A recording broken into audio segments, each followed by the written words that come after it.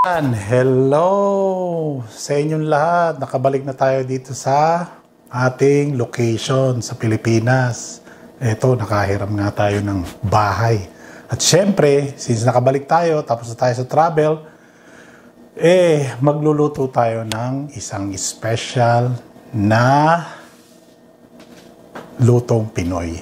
Kaya, para sa mga ka-relatives, kaibigan, ka-coworkers, kapamilya, kapuso, magandang umaga, gabi, tanghali sa inyong lahat dyan. Ito na naman po, Caridads FT.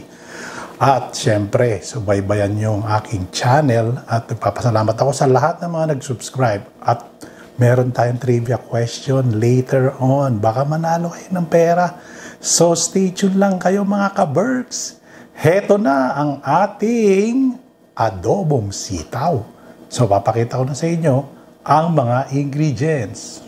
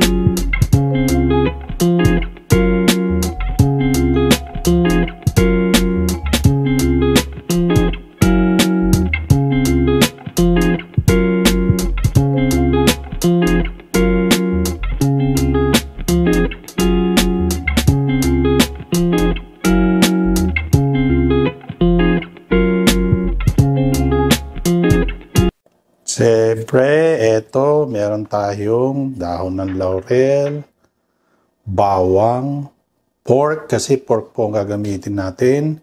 Meron tayo siyempre dito, obvious naman, no? Ayan, no? Suka, toyo, siyempre sitaw, meron tayong oyster sauce, lalagyan natin. At siyempre, patis, ayan. Meron tayong asin at paminta. So, siyempre, meron din tayong oil dito para pagsute. At siyempre, hindi nyo makakalimutan kaserola para maluto ninyo ang adobo nyo.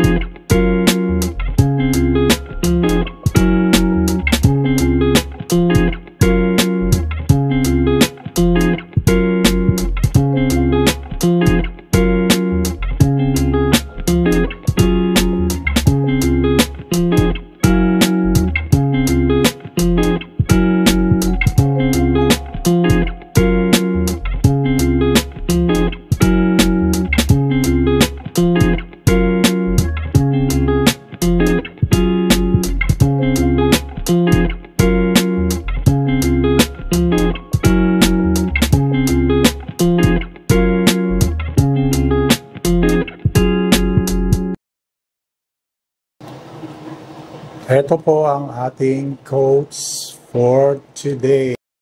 Don't wait for opportunity. creative. So, pagkakaintindi ko po sa ating quotes for today is huwag mo raw untayin yung opportunity. Parang yung mga kasabihan natin sa mga yung past pa, yung si Juan, huwag ka maghintay na babaksak lang sa tatambay ka sa ilalim ng puno ng and then hihintay mong bumaksak. So, kailangan kumilos po tayo. Yun lang po ang aking pagkakaintindi.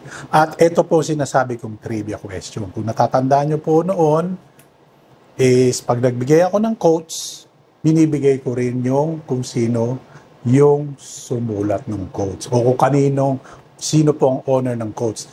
So ito po ang ating challenge at mamimigay po ako ng 200 pesos GCash po basta kung sino pong unang makahula ng ating quotes for today. And syempre sa mga ka-Berks natin dyan, lagi nyo lang po susubaybayan, 200 pesos po, exclusive lang po ito sa Pilipinas ha.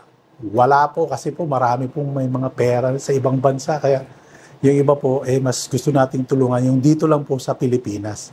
So, bilisan nyo na po at sagutin nyo na po. Ilagay nyo lang po sa channel kung sino po yung quotes and then magre-reach out po ako sa inyo and then hihingin ko po yung information para ipadala yung inyong price. Okay, stay tuned mga ka-Berks.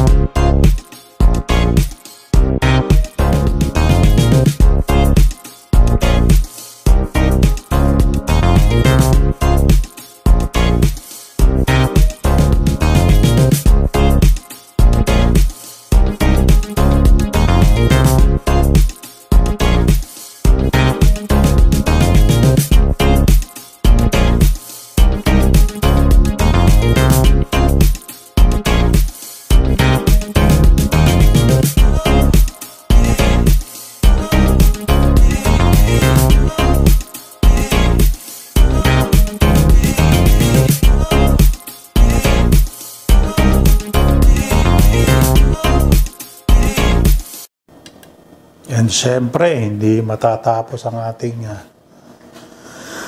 vlog na to kung hindi natin titikman. Diba? Ito na po. Ayan o. Nasama pa yung daon ng laurel. Ayan. Syempre. Minsan po kasi matanda na yung sitaw. So kailangan, checkin na lang natin kung malambot na. Nasa panlasa na po yan. Nasa inyo na po yan kung gaano nyo. Matagal pa kukuluan. Pero, yan po yung process. So, siyempre, unang subo, para sa inyo. Ayan.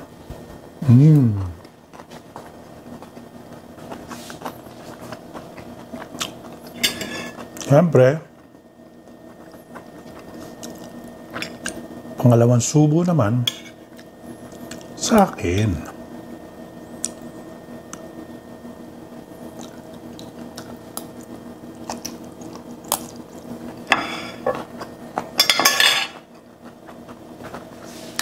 Manahang panalo po.